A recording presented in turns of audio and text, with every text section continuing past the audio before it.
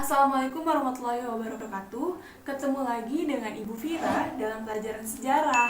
Nah, hari ini kita akan belajar tentang materi yang ada di kelas 10 nih, yaitu tentang apa? Tentang teori masuknya kerajaan Hindu-Buddha di Indonesia. Namun sebelum kita belajar dan kita lebih dalam menggali tentang kerajaan Hindu dan Buddha di Indonesia, alangkah lebih baiknya kita akan mempelajari tentang teori masuknya terlebih dahulu. Oke, mengenai tentang teori masuknya Hindu dan Buddha di Indonesia, itu tidak akan pernah terlepas dari yang namanya peradaban Sungai Gangga dan Sungai Indus yang berada di India. Nah, maka ini adalah kelanjutan dari itu semua. Bagaimana yang namanya agama Hindu dan agama Buddha di Indonesia itu bisa masuk dari India dan dari Cina bisa sampai ke Indonesia. Nah, pada hari ini, pada kesempatan kali ini, yang berjudulnya adalah tentang teori masuknya kerajaan Hindu dan Buddha di Indonesia, kita akan bahas secara bersama-sama. Nah, jika kita berbicara mengenai Hindu dan Buddha atau proses masuknya Hindu dan Buddha, maka ada beberapa pendapat yang mengatakan bahwa masuknya agama Hindu dan agama Buddha di Indonesia itu ada dua. Yang pertama, pasif dan aktif. Oke, kita bahas dalam pendapat yang pertama ya. Pendapat pertama yang mengatakan bahwa proses masuknya agama Hindu dan agama Buddha di Indonesia itu di mana bangsa Indonesia lah yang berperan pasif. Maksudnya seperti apa? Nah, mereka yang dari India itu datang ke Indonesia dan berperan secara aktif untuk menyebarkan agama Hindu dan Buddha di Indonesia. Dan bangsa Indonesia lah yang menerima mereka secara pasif.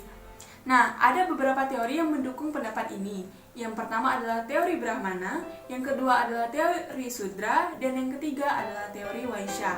Oke, itu adalah penjelasan dari pendapat pertama. Kita lanjut ke pendapat yang kedua. Nah, pendapat yang kedua yaitu mengatakan bahwa masuknya agama Hindu dan Buddha ke Indonesia itu yang berperan aktif di sana ialah bangsa Indonesia itu sendiri. Maksudnya adalah seperti apa?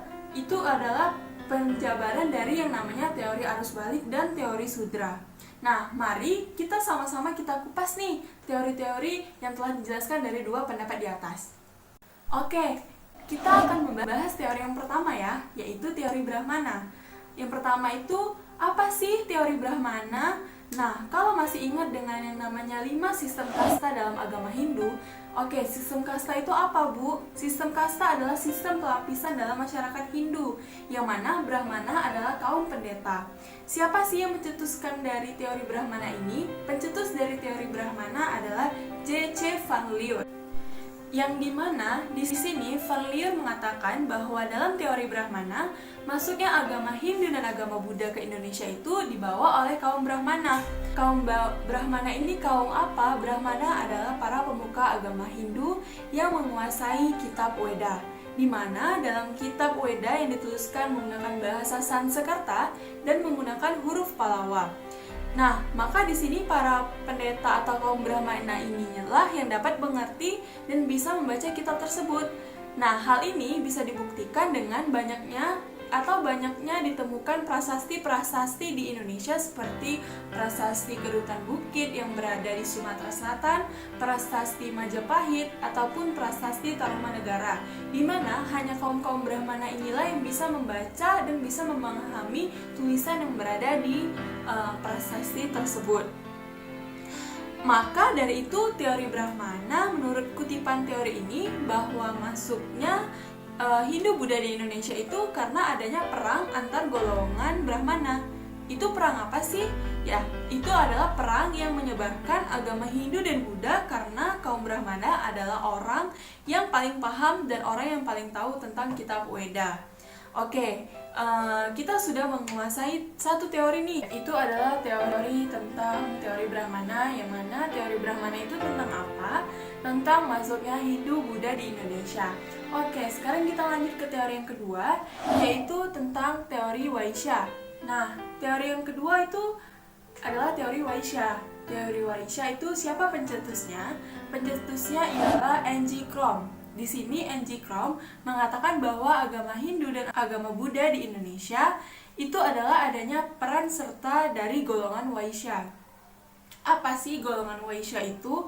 Vaishya adalah golongan pedagang, di mana para pedagang dari India yang melakukan perdagangan ke Indonesia. Nah, itu mereka secara tidak langsung mereka pasti menunggu.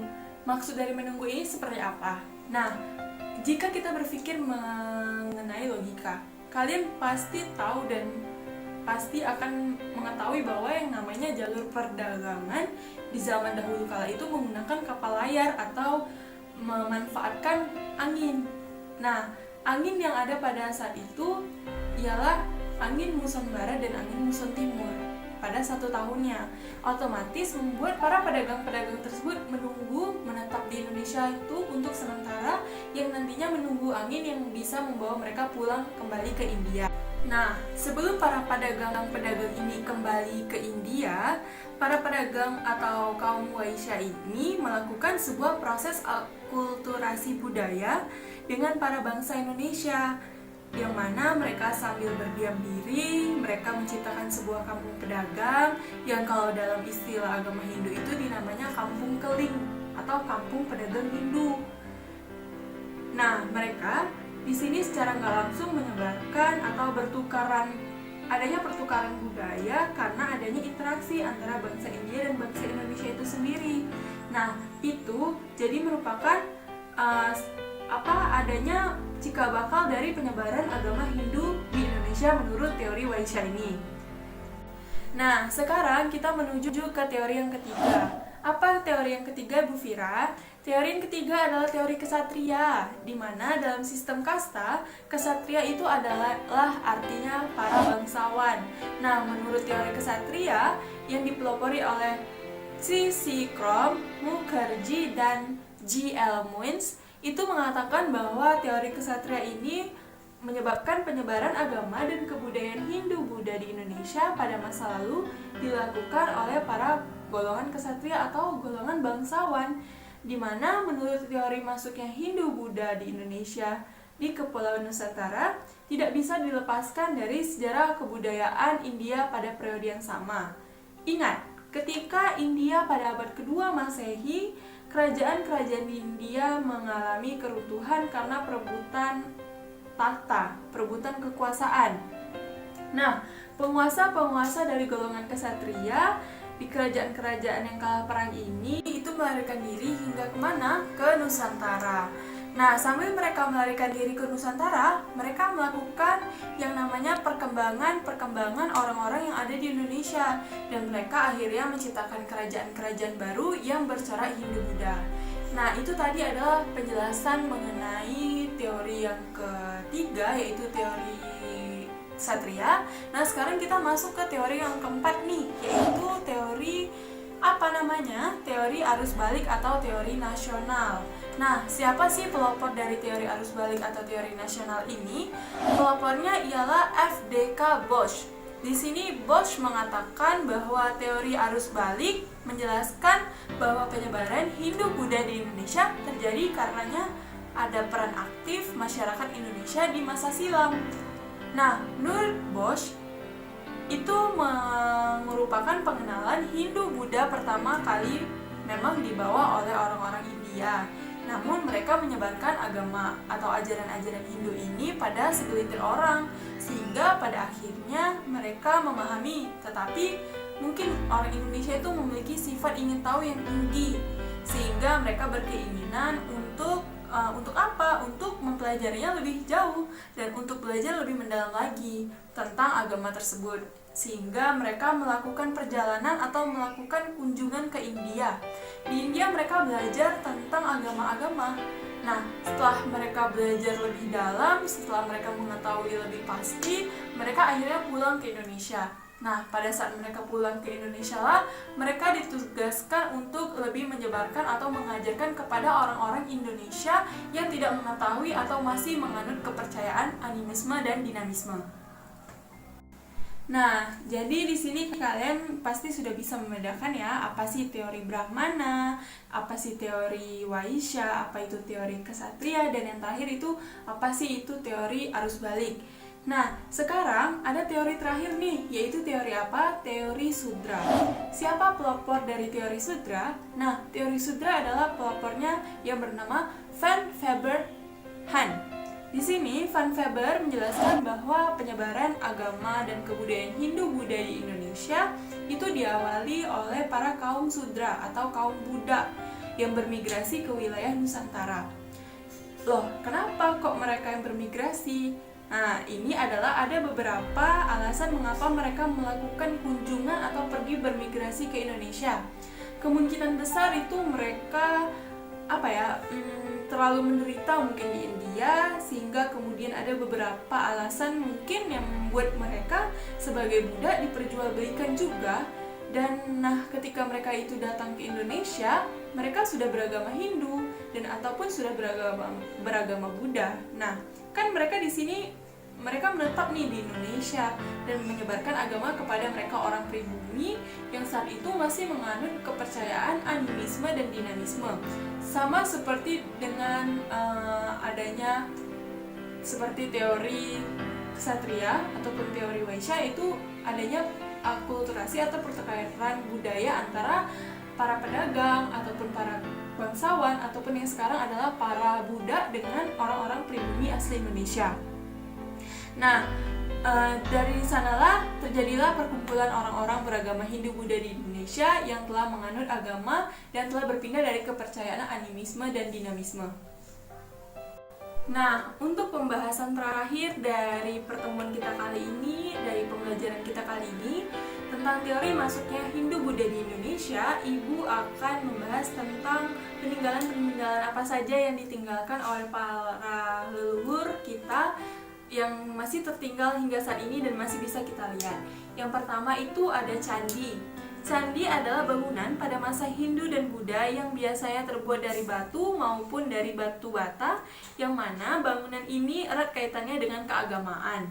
Dalam agama Hindu, candi digunakan untuk memuliakan orang yang telah meninggal dunia, khususnya para raja yang biasanya dihubungkan dengan roh nenek moyang.